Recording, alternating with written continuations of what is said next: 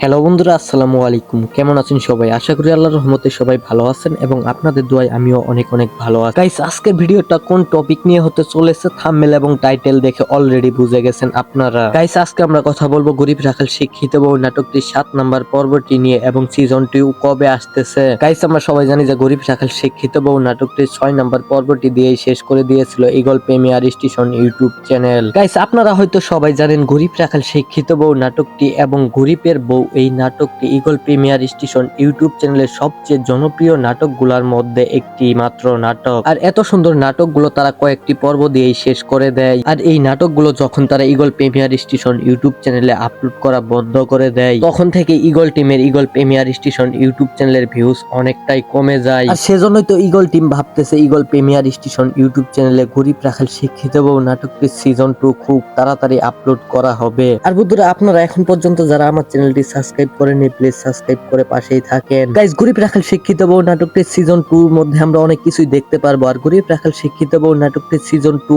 অনেকটাই সুন্দর হতে চলেছে। বন্ধুরা, এই ছিল আজকের ভিডিও। সবাই ভালো থাকবেন। আল্লাহ হাফেজ।